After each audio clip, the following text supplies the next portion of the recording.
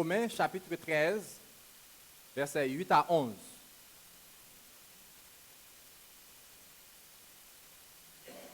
Romains 13, 8 à 11. Ne devez rien à personne si ce n'est de vous aimer les uns les autres. Car celui qui aime les autres a accompli la loi. En effet, les commandements, tu ne commettras point d'adultère, tu ne tueras point, tu ne déroberas point, tu ne convoiteras point, et ce qu'il peut encore y avoir se résume dans cette parole. Tu aimeras ton prochain comme toi-même. L'amour ne fait point de mal au prochain. L'amour est donc l'accomplissement de la loi. Cela importe d'autant plus que vous savez en quel temps nous sommes.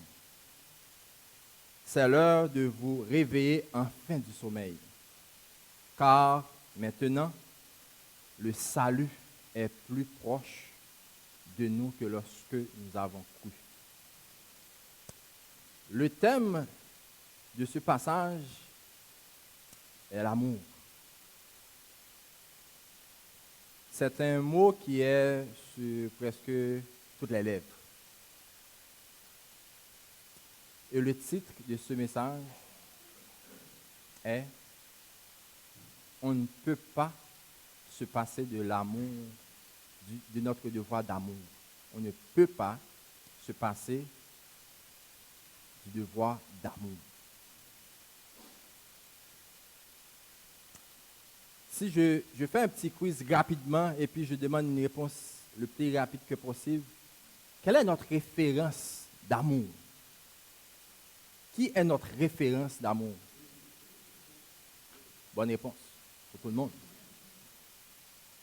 Ça ne m'avait pas pris beaucoup de temps pour trouver cette référence-là. Sa nature est amour. Et cette nature-là ne change pas, ne change jamais. Beau temps, mauvais temps, Dieu reste le même. Sa nature ne change pas. Chez lui, il n'y a pas de changement ni de variation. Nous sommes très loin de toucher le talon de Dieu à ce niveau-là. C'est un gros défi de la barre extrêmement élevé. Cependant, nos yeux doivent toujours fixer sur ce modèle parfait. Entre-temps, il a fait beaucoup de choses dans notre vie. Il nous a fait franchir beaucoup d'étapes. Par la forme de Jésus qui nous a sauvé, qui nous a sauvé. Nous vivons dans la justification. On n'est pas parfait, mais à la fin, quand Jésus va être levé, on va être à l'image. Travaille en nous, et en attendant, nous devons accomplir notre devoir d'amour selon la volonté de Dieu. Nous devons refléter Dieu dans notre vie de réaliser par amour. Comme nous servons un Dieu d'amour, notre vie doit être caractérisée par l'amour de Dieu. C'est pourquoi les trois points à développer aujourd'hui vont être la pratique de l'amour doit se manifester dans notre vie de trois façons. Comme un devoir les uns envers les autres, comme un accomplissement de la loi, comme un mode de vie dans l'attente du salut final. J'aimerais établir juste un petit contexte. Vous savez que l'épître aux Romains a pour thème principal la justice de Dieu par la foi. Paul a parlé beaucoup de la justice de Dieu. On est justifié. Étant justifié, nous avons la paix avec Dieu. Et puis à partir du chapitre 12, Paul donne une série d'exhortations. Mais en fait, c'est comment nous, comme justifiés, nous devons pratiquer la parole de Dieu.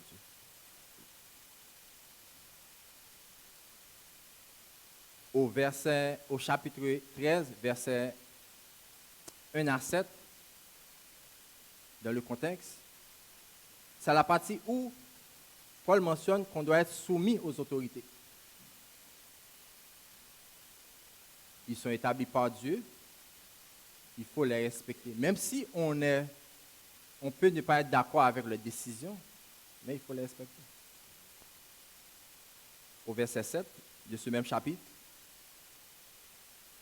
je cite, « Rendez à tous ce qui est dû, impôt, à qui vous devez l'impôt, le tribut, à qui vous devez le tribut, la crainte, à qui vous devez la crainte, l'honneur, à qui vous devez l'honneur. Rendez à tous ce qui est dû. » Et puis au chapitre 8 jusqu'au chapitre 11,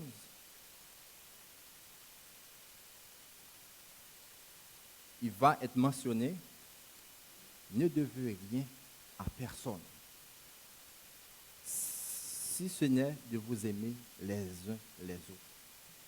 Car l'amour de l'autre, c'est l'accomplissement de la loi.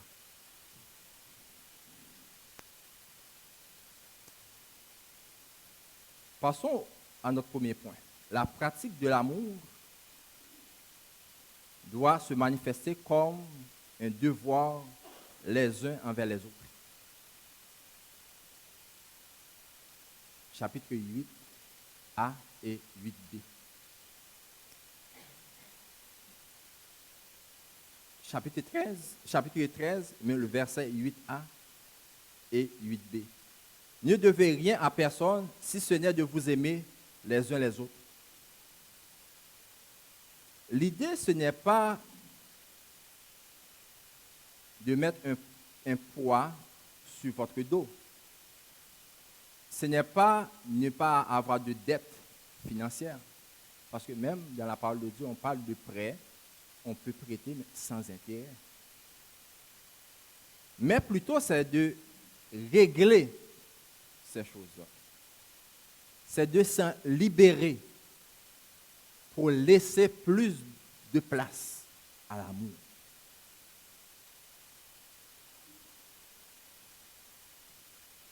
Et ce thème est encore plus large.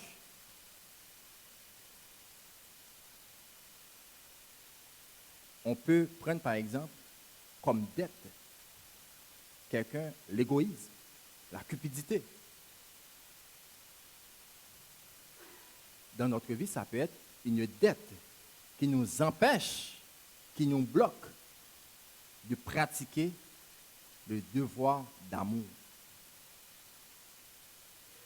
Parce que l'amour demeure toujours.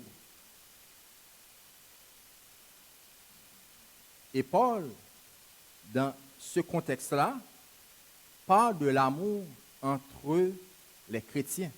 Parce que l'épître aux Romains a été adressée aux chrétiens de Rome. Dans un premier temps, il parle des chrétiens entre eux. Et c'est à ce moment-là, on voit l'importance de l'Église, la communauté chrétienne. Entre nous, nous devons aimer les uns les autres. Le frère ou la sœur qui est devant vous doit avoir un prix à vos yeux. Si vous voulez le faire maintenant ou après, dites à votre frère, à votre sœur qui est à côté de vous, j'ai un devoir d'amour envers vous. Je vous laisse la place si vous voulez. J'ai un devoir d'amour envers vous. Moi, personnellement, j'ai un devoir d'amour envers vous tous. Je ne peux pas me passer de ce devoir. C'est pourquoi l'apôtre Paul dit, ne devez rien à personne. Si je refuse ou j'ai du mal à pardonner quelqu'un ou quelqu'une, ainsi je traîne une dette envers cette personne qui m'empêche de l'aimer. Par conséquent, je dois régler cette dette en le pardonnant. Jésus est notre exemple parfait. Je vais juste prendre l'exemple de Jésus et Pierre.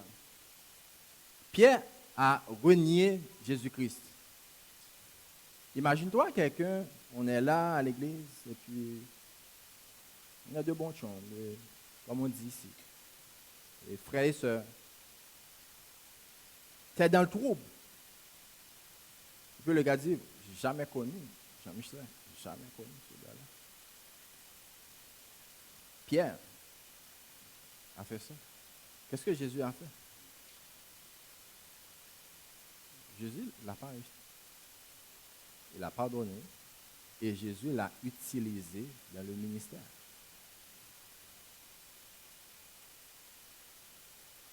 Qu'est-ce que Jésus avait dit à Pierre après sa résurrection? Pierre, aimes-tu? On revient avec le mot amour. Pierre, aimes-tu? On ne peut pas se débarrasser de notre devoir d'amour. Aimes-tu? Et à plusieurs reprises. Oui, si tu m'aimes, paix mes brebis. Il a confié la mission en répondant à la question, aimes-tu?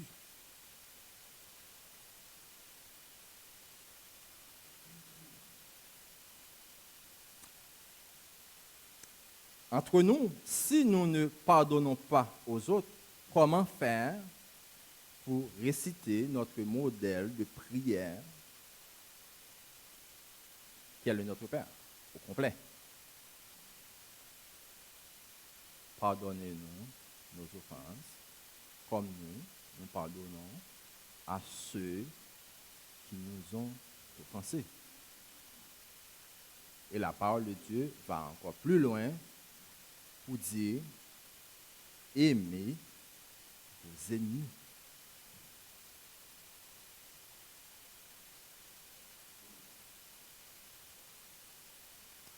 La question que je peux me poser, ou chacun peut se poser, est-ce que j'ai une dette autre que le devoir d'aimer mes frères et sœurs?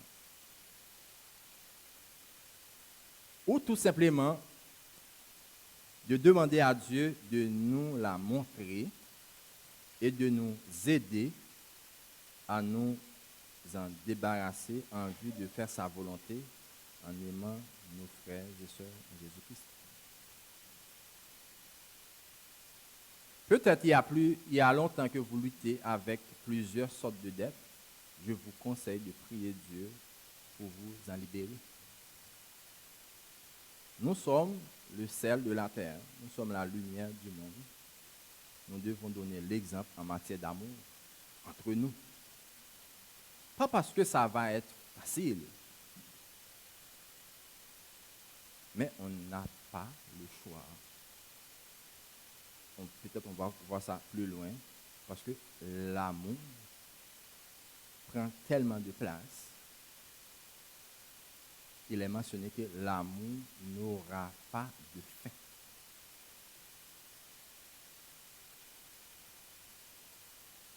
Et l'amour qu'on parle, c'est un amour mis dans nos cœurs par le Saint-Esprit qui nous a été donné. Un amour vrai, sincère, véritable. Un amour qui reflète celui de Dieu lui-même. Comme l'a si bien dit dans le verset 10, dans Romains 12, 10, par amour fraternel, soyez pleins d'affection les uns envers les autres. Amour des croyants entre eux. Cet amour doit grandir, s'approfondir pour devenir persévérant, sincère et ardent. Cet amour peut s'exprimer de diverses manières, entre autres par l'hospitalité, par le soutien de ceux qui sont dans le besoin. Cet amour montre ou démontre non seulement l'authenticité de notre foi entre nous, mais aussi des croyants face au monde qui nous regarde. Et ce devoir d'amour est l'accomplissement de la loi. D'où notre deuxième point. La pratique de l'amour doit se manifester dans notre vie comme un accomplissement de la loi.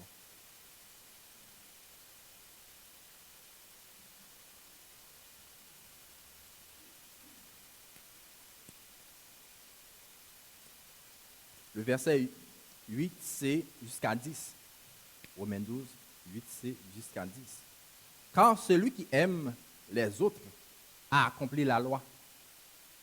En effet, les commandements, tu ne commettras point d'adultère, tu ne tueras point, tu ne déroberas point, tu ne commettras point, tu ne convoiteras point, excuse-moi. Et ce qui peut encore y avoir se résume dans cette parole. Tu aimeras ton prochain comme toi-même. L'amour ne fait point de mal au prochain. L'amour est donc l'accomplissement de la loi. Quand on parle de la loi, il y a plusieurs pensées qui se défilent dans la tête. Car présentement, nous ne sommes plus sous la loi, mais sous la grâce. La question qui se pose toujours, comment accomplir la loi aujourd'hui? On a une partie de la réponse. L'amour accomplit la loi. Dans le contexte de ce passage, nous voyons que celui qui aime les autres a accompli la loi. Ainsi, la pratique de l'amour de Dieu dans nos cœurs accomplit la loi. Une question qu'on peut se poser aussi, pourquoi la loi a été donnée?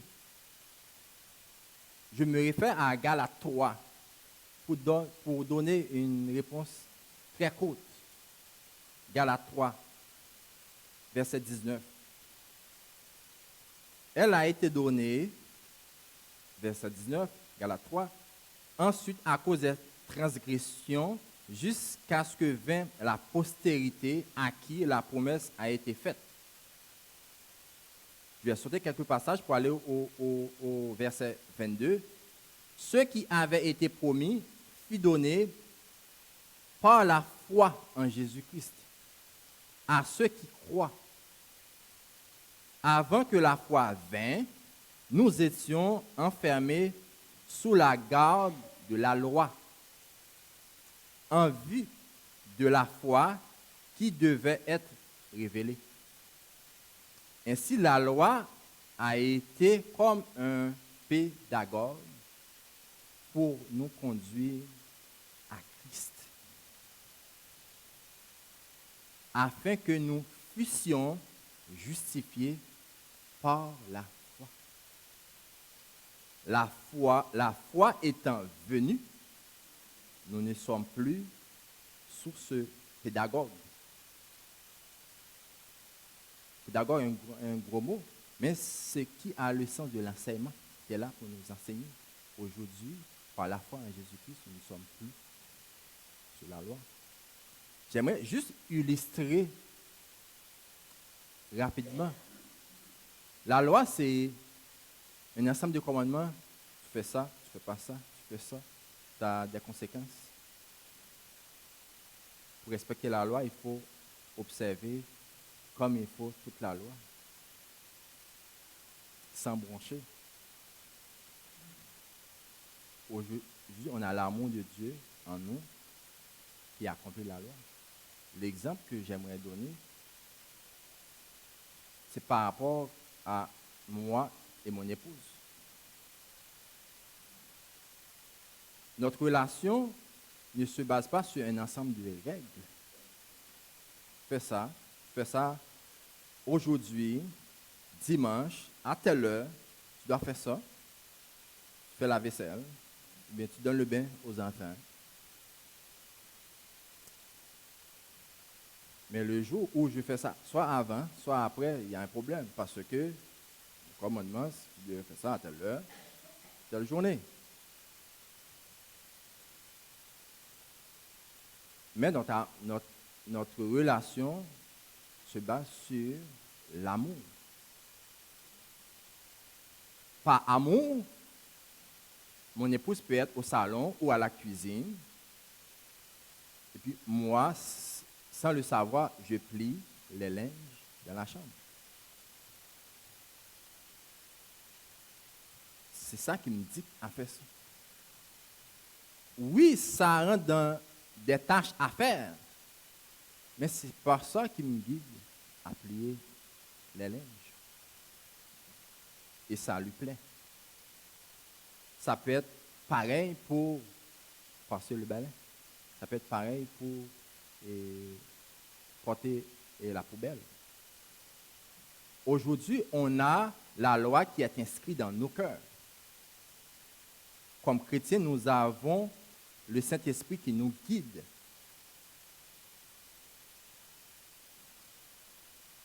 Et la loi de Dieu, comme je l'ai dit, est inscrite dans notre cœur. Donc les 4 commandements du verset 10 s'accomplissent dans « Tu aimeras ton prochain comme toi-même ». En aimant ton prochain comme toi-même, tu ne peux pas le voler. Tu ne peux pas le tuer parce que tu l'aimes. Cela nous montre la force et la puissance de l'amour. Galates 5, 18, si vous êtes conduits par l'Esprit, vous n'êtes point sous la loi. Romains 3, 31, anéantissons-nous donc la loi par la foi, loin de là. Au contraire, nous confirmons la loi. Et la loi montre que nous sommes incapables. Par la foi en Jésus-Christ, Dieu fait habiter son esprit en nous, qui est un esprit de force et d'amour. Et en l'amour de Dieu par le Saint-Esprit qui nous a été donné, nous pouvons maintenant accomplir la loi qui demeure la parole de Dieu. Et j'aimerais insister là-dessus. La loi est la parole de Dieu. Ce qui arrive, la loi, ça pointait vers Christ. Il y a certains commandements qui ne s'appliquent pas directement à nous aujourd'hui, mais la loi reste la parole de Dieu. Et Paul mentionne, quand les païens qui n'ont point la loi font naturellement ce que prescrit la loi, ils sont, eux, qui n'ont point la loi, une loi pour eux-mêmes. Ils montrent que l'œuvre de la loi est inscrite dans leur cœur.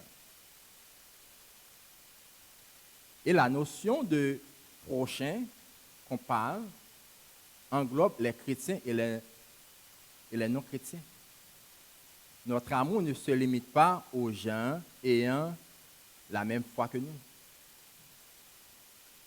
Ça déborde le cadre. Dans le mot prochain, il y a le mot proche. Notre voisin, notre collègue de travail, les gens qu'on rencontre dans la rue, dans un centre d'achat, nos amis des réseaux sociaux maintenant. ce n'est pas une sorte de feeling, un sentiment d'aimer quand cela fait notre affaire ou notre bonheur. Non. Notre vie doit être une vie caractérisée par l'amour envers nos prochains. Et cette capacité d'aimer ne vient pas de nous, mais de Dieu. Dieu, il nous aime d'un amour infini. Il a envoyé son Fils mourir sur la croix par amour, afin que nous ayons la vie, une vie selon son esprit qui est en nous. Jésus a tellement insisté sur l'amour.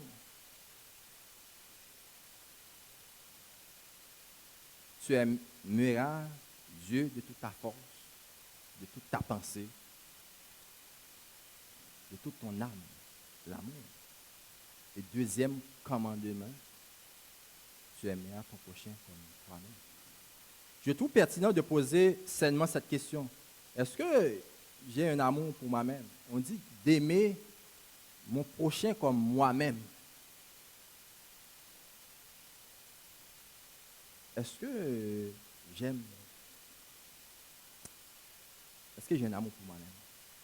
Sans vouloir être centré sur moi, sans vouloir être égoïste, sans vouloir me glorifier, sans vouloir être orgueilleux, tout en mettant Dieu au premier rang. Est-ce que je valorise ce que je suis? Je suis un racheté, un juste. J'ai vu sur la grâce de Dieu. J'ai une importance pour Dieu. Ainsi, je peux traiter aussi mes prochains avec amour. Je sais que gérer les relations, c'est pas mal. C'est pas tout le temps évident. C'est pas tout le temps facile. Mais en dépit de tout, l'amour du prochain prime. Ce n'est pas cela qui va m'arrêter. Parce que j'ai le devoir d'aimer mon prochain. Je n'ai pas à traîner une dette par rapport à cela. Je vais juste prendre un exemple personnel. Dans mes expériences de travail, par rapport à un échange avec un collègue, je considère que j'étais victime de son comportement inadéquat. C'était pas facile, c'était quand même difficile. Après cela, il y avait même des gens qui disent, toi, si tu ne parles pas au boss, moi, je vais lui dire à ma place. Mais ça n'empêche pas que la personne a présenté ses excuses, j'accepte ses excuses. Et je lui ai dit, si dans l'échange, je vous ai blessé, excuse-moi aussi. Malgré que je me suis considéré comme une victime. Si je vous ai blessé, mais vous m'excusez aussi. Et je n'ai aucune rancune par rapport à cette personne-là.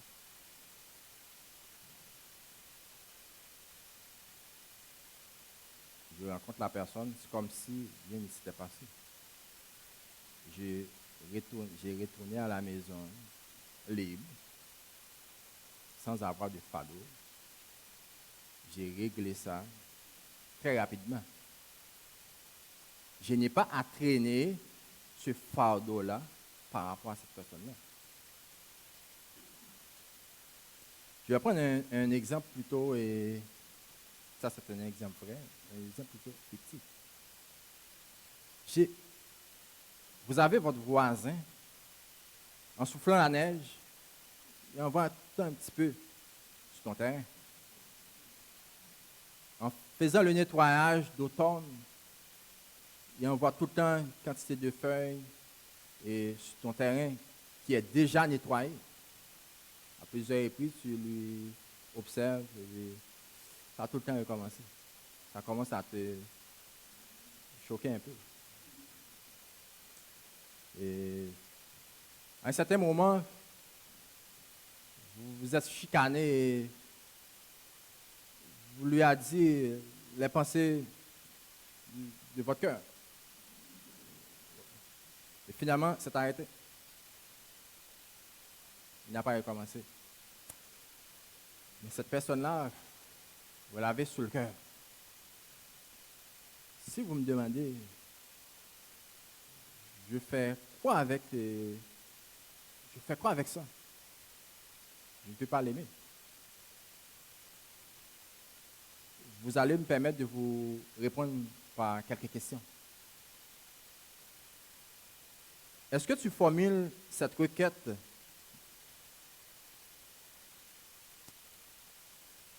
en prière et la présenter à Dieu? Est-ce que tu demandes pardon à Dieu pour ce que vous l'avez dit qui n'était pas conforme à la parole de Dieu? Parce que vous l'avez dit le fond de ton cœur. Des choses qui n'étaient pas conformes. Est-ce que tu es prêt à lui pardonner pour te libérer de cette dette? Car vous avez un devoir d'amour envers votre prochain, dont ce voisin. L'accomplissement de la loi est dans l'exercice ou dans la pratique de l'amour envers ce prochain. Et vous avez à faire votre part. À supposer que la personne n'accepte pas ça. Mais vous avez fait votre part. Vous l'avez saluée. Elle n'a pas répondu. Vous avez fait votre part. Vous n'avez pas à traîner aucune dette par rapport à cette personne-là. Et ça laisse la place d'aimer la personne. Ne vous laissez pas hanter par des choses qui vous empêchent de pratiquer l'amour envers votre prochain. La solution est en Christ. Il a dit d'aimer nos ennemis. Et il a aussi dit, déchargez-vous de vos fardeaux. Portez-les à moi. Je sais quoi faire avec. Mais soyez aussi attentifs au Saint-Esprit de Dieu qui travaille dans vos cœurs et qui donne un cœur aimant. On pourrait prendre aussi la parabole du Samaritain qui a pris soin de la personne qui était victime des brigands. Aussi. Et ce que j'aime avec ce parabole-là, oui, lui, il a pris soin. Et puis la question qui a été posée, surtout que j'aime, qui s'est montré le prochain de cette personne-là? C'était le Samaritain. Et parfois, pour aimer, ça coûte quelque chose. Il y a un prix à payer. Ça peut être le temps. Le Samaritain, il a pris du temps pour mettre un bandage sur les plaies, mettre du vin, de l'huile. Il avait, en premier lieu, de la compassion pour cette personne-là. Il l'a amené dans un centre de santé, on pourrait dire un CLSC, c'était aujourd'hui. Il a dépensé de l'argent. Parfois, ça a un coût. Ça vaut la peine. Parce que c'est l'application de la parole de Dieu. Supportons les uns les autres. Si l'un a sujet de se plaindre de l'autre, pardonnez-vous réciproquement. De même que Christ vous a pardonné, pardonnez-vous aussi. Mais par-dessus toutes ces choses, revêtez-vous de la charité qui est le lien de la perfection. Rappelez-vous dans 1 Corinthiens 13, verset 13, en somme, 3 choses demeurent. La foi, l'espérance, l'amour, ou dans certaines versions, comme le second, c'est la charité. La plus grande d'entre elles, c'est l'amour. Et je n'ai pas le temps file. J'aimerais que vous lisiez le chapitre 13 au complet. Ça parle de l'amour, c'est tellement enrichissant. Et il y a aussi le volet dans l'accomplissement de la loi. C'est le volet, l'amour ne fait point de mal. au prochain. L'amour ne fait que du bien. Et je vais juste répéter encore, cet amour, c'est l'amour qui a été mis dans notre cœur par le Saint-Esprit qui a été donné en Jésus-Christ. Fais pas de mal à personne. Et si on prend par exemple Matthieu 25, verset 31 à 46, on ne va pas tout lire. On voit quelle est la force de l'amour. Même dans l'évaluation que Jésus a à faire à son retour. J'ai eu faim. Vous m'avez donné à manger. J'ai eu soif. Vous m'avez donné à boire. J'étais étranger. Vous m'avez accueilli. C'est quand je vous ai vu soif ou faim. À chaque fois que vous faites ça, pour un de mes plus petits, vous m'avez fait ça. C'est à moi que vous l'avez fait. Jésus même se caractérise en prochain. Il fait quelque chose pour quelqu'un, il le fait pour lui. Et la récompense, c'est que, comme juste, vous allez avoir la vie éternelle. Je résume ce passage ainsi. Pratiquons le bien avec tous et surtout envers les frères dans la foi. Et nous ne travaillons pas dans le beurre. Ça, c'est une expression d'ici. Ne travaillez pas dans le beurre. Vous allez avoir des récompenses, c'est sûr et certain. Et 1 Jean 4, verset 16 vient de lier solidement, une fois de plus, l'amour de Dieu. L'amour et Dieu. Je cite, « Et nous avons connu l'amour que Dieu a pour nous, et nous y avons cru. » Dieu est amour. Celui qui demeure dans l'amour demeure en Dieu, et Dieu demeure en lui. L'amour doit développer en nous de la compassion, de la patience, de la miséricorde, de la douceur, de l'empathie. Il doit nous pousser à toujours faire le bien. Ce que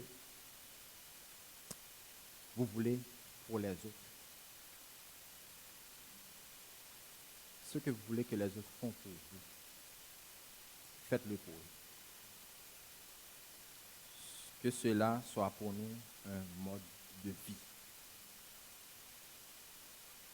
D'où notre troisième point, la pratique de l'amour doit se manifester comme un mode de vie dans l'attente du salut final.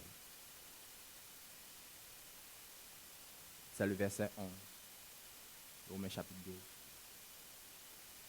J'aimerais lire, le temps file, la version Semeur. Prenez cela d'autant plus au sérieux que vous savez en quel temps nous sommes. Le moment est venu de vous réveiller de votre sommeil. En effet, le salut est plus proche de nous maintenant qu'au moment où nous avons commencé à croire. J'aimerais préciser avant tout, quand on parle de salut final, c'est parce que le salut, on est sauvé. C'est garanti à 100%. Notre salut est assuré. Mais dans l'œuvre du salut aussi, il y a la sanctification, au niveau de la sanctification. On n'est pas parfait, mais on va être parfait. C'est pourquoi on parle, le salut est plus proche de nous que lorsque nous avons cru. La perfection, ça va être après. C'est dans une perspective future.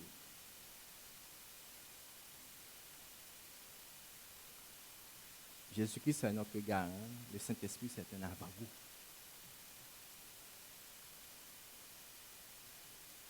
En quel temps nous sommes? Continuons à pratiquer l'amour les uns envers les autres, car nous savons en quel temps nous sommes. Continuons à aimer nos prochains, car nous savons en quel temps nous sommes.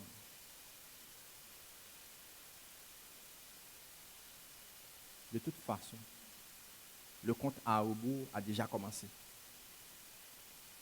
Nous savons en quel temps nous sommes. C'est un temps où Christ peut revenir à n'importe quel moment. C'est d'autant plus important car nous savons en quel temps nous sommes.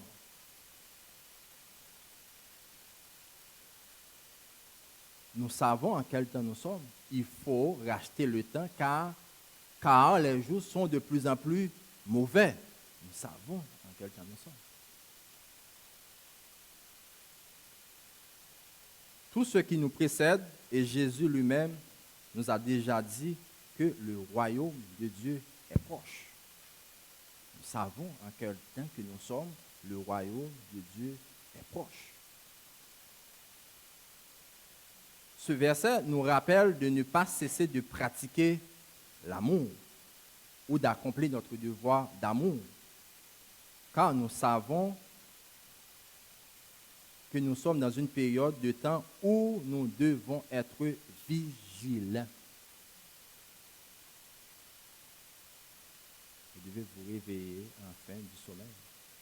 Paul, quand il a parlé de se réveiller du sommeil, pas parce que les chrétiens de Rome étaient dans un sommeil spirituel, parce que Paul même a parlé que l'amour de ces chrétiens-là était répandu à travers le monde. Mais c'est dans le sens de mettre l'emphase sur la vigilance.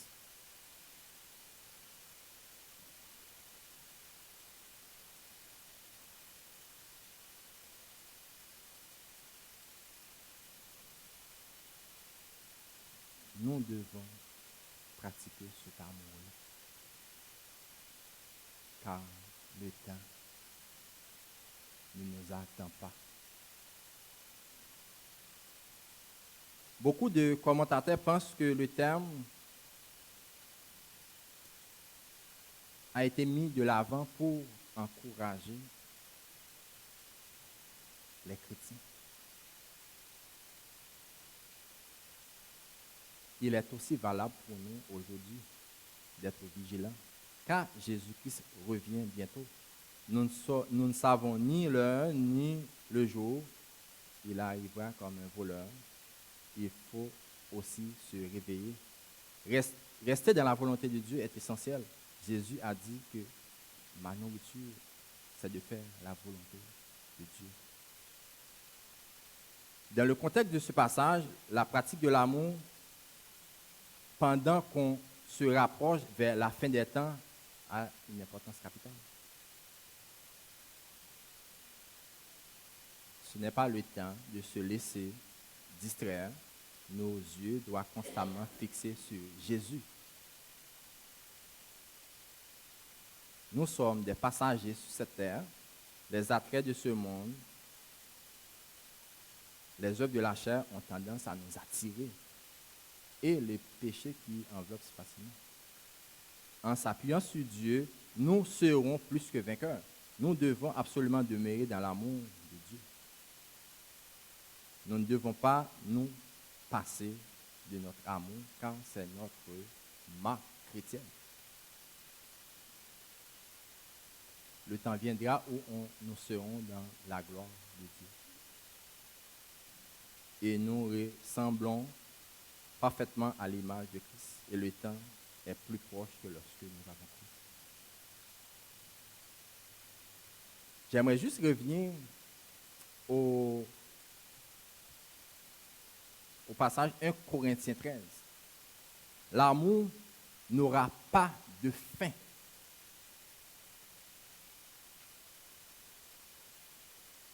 L'amour n'aura pas de fin.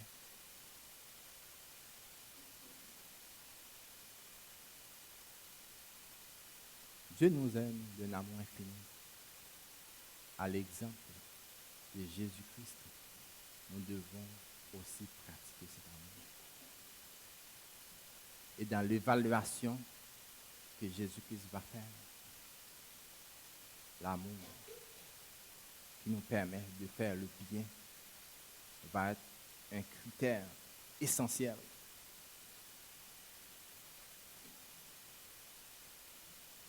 et nous aurons la vie éternelle et c'est garanti. Maintenant, pour ceux qui n'ont pas accepté Jésus-Christ, ça va être les tourments éternels. C'est pourquoi aujourd'hui, j'aimerais juste faire un appel. Si vous n'avez pas encore accepté Jésus-Christ, il est temps. Et cet amour dont on a parlé tantôt, c'est l'amour qui nous a été mis, je le répète, dans notre cœur, par le Saint-Esprit qui nous a été donné en Jésus-Christ. Un amour qui ne se vante pas. Un amour qui n'est pas envieux. Un amour qui ne trame pas le mal. Un amour qui ne s'enfle pas.